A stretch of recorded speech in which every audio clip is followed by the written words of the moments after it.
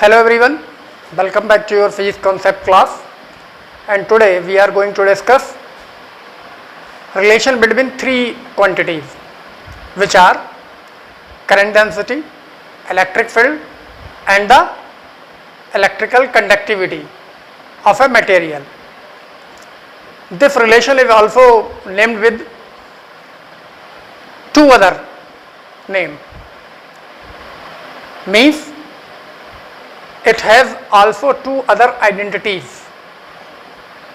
To know that names, be with me till the end of class. So let's start our class, and our today's topic is relation between current density, electrical conductivity and electric field. Okay, so the topic is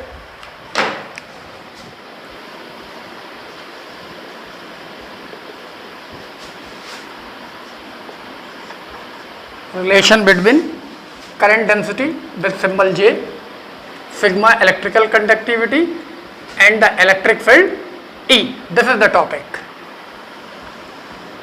Relation between G, sigma and E. You already know that the J stands for the current density, sigma for the electrical conductivity and E for the electric field intensity. So now we have to establish a relation between these two. So for this, जैसा हमें already पता है, the value of electric current in terms of the drift speed, हम already ये formula derive कर चुके हैं. Okay, so we can write here we have the electric current in a conductor is given by the formula I equals to N E A v d. ठीक है, you know all the symbols. N stand for the electron density, that is the number of free electron per unit volume of the conductor. E is charge on electron, A is the cross section area of conductor and BD is the drift speed of free electron. And also we have the formula of drift speed. This is E upon m tau. The symbols in the formula are E, the charge on electron, capital E, the electric field intensity set up on the conductor, m is the mass of electron, tau, this is the time of relaxation, that is the time between two successive collisions of free electrons. Okay, so we can assume it is as equation first and it is as a equation second. तो हमें relate करने में क्या करना है, यहाँ से we D की वैल्यू इस वाली इक्वेशन में शिफ्ट कर देनी है. तो हमें क्या लिखना होगा,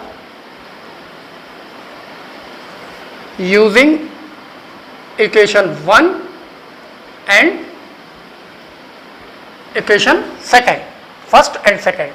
सो और you can write putting the value of drift speed V D from the equation second in the equation first. So I equals to N E A, V D replaced by E upon m tau. Okay, फिर से इसको जरा adjust करते हैं. It can be write as N E square tau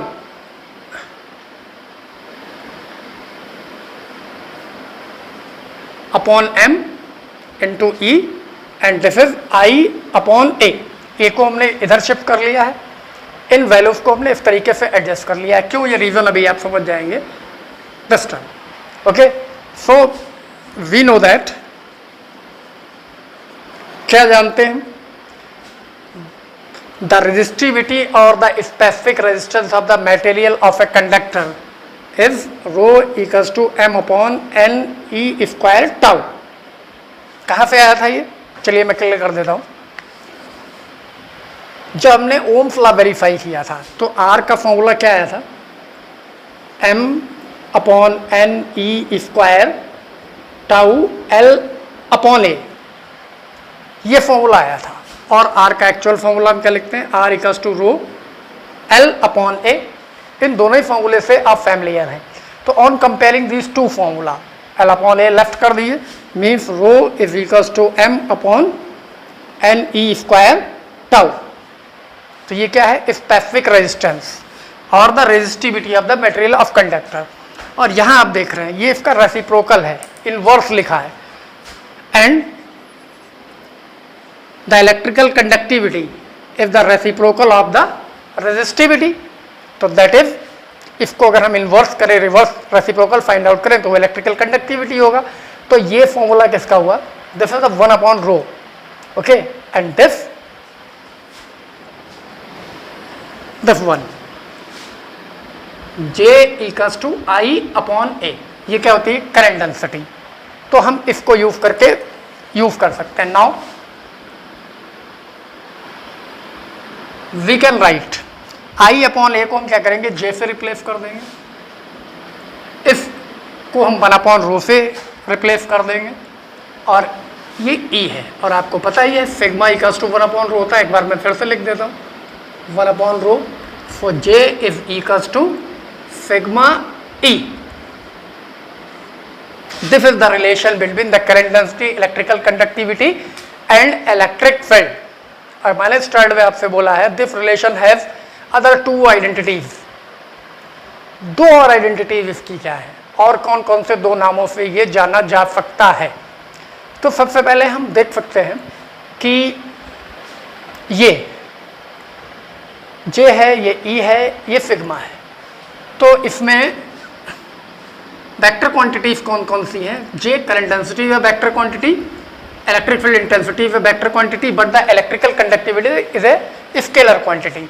तो we can write, और करके हम लिख सकते हैं in the vector form, vector J equals to sigma vector E, okay. और इसको हम एक नेम देंगे, this is the vector form of, यहां मैं अभी डैश डैश कर देता हूं। ये किसी की वेक्टर फॉर्म है, किसी लॉ की वेक्टर फॉर्म है। किसकी है अभी आपको क्लियर हो जाएगा, ठीक है। मैं यही इक्वेशन फिर से उठाता हूं, यही वाली इक्वेशन, इसको मुझे फिर से यूज करना पड़ेगा आपको क्लियर करने के लिए, ठीक है। तो यहां देखते हैं, इसको इक्वेशन यूज कर लेते हैं। चलिए फिर से, from equation 3, okay, I/A equals to NE² tau ME, ये टर्म है, because E is equals to V/L। ये आपको ऑलरेडी पता है, if V is the potential difference applied across the ends of conductor of length L, then the electric field set up on the conductor is given by E equals to B/L। Simple formula E equals to -dB/dr, उसी का form है ये। तो अगर हम इसको यहाँ से रिप्लेस करते हैं, that is I/A equals to NE² tau M, और E को हम रिप्लेस करके V/L प्लेस कर रहे हैं, ओके। तो यहाँ हम देखते हैं एट कांस्टेंट टेम्परेचर, अगर हमने टेम्परेचर को कांस्टेंट रखा तो क्या होगा? और हम ये भी लिख सकते हैं keeping all the physical conditions constant of the conductor. तो अगर ये टेम्परेचर कांस्टेंट है तो टाइम ऑफ रिलैक्सेशन कांस्टेंट होगा, ये मैं पहले भी आपको बता चुका हूँ। टेम्परेचर में चेंज नहीं होगा तो कंडक्टर की ना तो लेंथ वेरी होगी, मीन्स थर्मल स्ट्रेन प्रोड्यूस नहीं हो सकता, और जब लेंथ वेरी नहीं होगी तो क्रॉस सेक्शन एरिया भी वेरी नहीं होगा। मास ऑफ इलेक्ट्रॉन m है, ये ऑलरेडी कांस्टेंट होता है 9.1 × 10⁻³ kg। E charge on electron है 1.6 × 10⁻19 कूलम, ये भी ऑलरेडी कांस्टेंट होता है। इलेक्ट्रॉन डेंसिटी n, अगर हम टेम्परेचर को वेरी नहीं करेंगे तो इलेक्ट्रॉन डेंसिटी भी किसी मटेरियल की चेंज नहीं होगी, मीन्स उसके पर यूनिट वॉल्यूम में जितने फ्री इलेक्ट्रॉन होते हैं उतने ही होंगे, ठीक है। तो इट मीन्स अगर हम इसको ऐसे लिखते हैं I equals to NE² tau M, और A को भी इधर ले आते हैं अपॉन L, ठीक है। इस पार्ट को हम अलग कर देते हैं, इसको भी कर लेते हैं। अब इस ब्रैकेट के अंदर का पार्ट ध्यान से देखिए, N इलेक्ट्रॉन डेंसिटी चेंज नहीं होगी, टेम्परेचर कांस्टेंट है, E ऑलरेडी कांस्टेंट होता है, M ऑलरेडी कांस्टेंट है, एट कांस्टेंट टेम्परेचर पे टाउ भी कांस्टेंट होगा, टाइम ऑफ रिलैक्सेशन। और जब स्ट्रेन नहीं है तो ना तो एरिया में चेंज होगा ना लेंथ में चेंज होगा, means the term inside this bracket all are constant when the physical conditions are constant। तो ये पूरा टर्म कांस्टेंट है, और अगर हम कांस्टेंट को हटा देते हैं तो क्या होगा? इक्वल हट जाएगा, प्रोपोर्शनलिटी आ जाएगी, I प्रोपोर्शनल B। मीन्स इसी लॉ को अगर हम यूटिलाइज करें तो ये किस फॉर्म में, ये लॉ क्या इंडिकेट कर रहा है, इन दिस रिलेशन क्या इंडिकेट कर रहा है, the electric current flowing through the conductor is directly proportional to the potential difference applied across the ends of conductor keeping the all physical conditions constant. और ये किस लॉ का statement है, this is the statement of Ohm's law. So ये क्या है, ये relation किसको रिप्रेजेंट कर रहा है, ओम्स लॉ को रिप्रेजेंट कर रहा है। और इस रिलेशन की ये क्या है, वेक्टर फॉर्म है। तो हम इसको क्या लिख सकते हैं, this is the vector form of कौन से लॉ की, ओम्स लॉ। ये ओम्स लॉ की फॉर्म है। लेकिन मैंने बात की थी टू आइडेंटिटीज की, टू आइडेंटिटीज की, तो ये तो वेक्टर फॉर्म है और ये भी जनरल फॉर्म है, तो मीन्स ओम्स लॉ तो ये भी है। लेकिन इसको हम क्या लिखेंगे,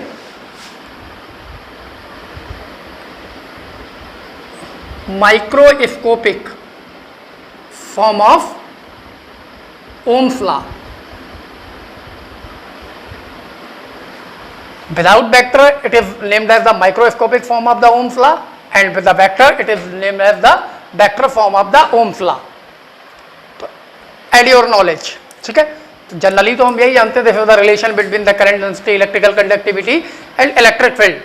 But this relation is also named as the microscopic form of the Ohm's law, and when this relation is written in the vector form, it is known as the vector form of the Ohm's law. तो आज की class में आपको पता चला कि what is the microscopic और vector form of the Ohm's law.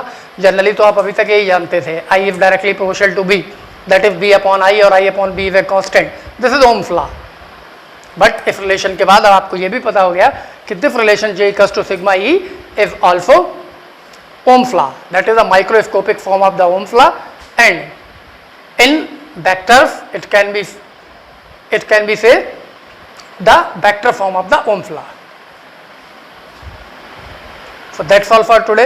Now we will meet in our next class with the next topic, and you have to already notice that this is the fourth lecture of the second unit, current electric fitting. So you have to maintain the sequence. Okay, goodbye.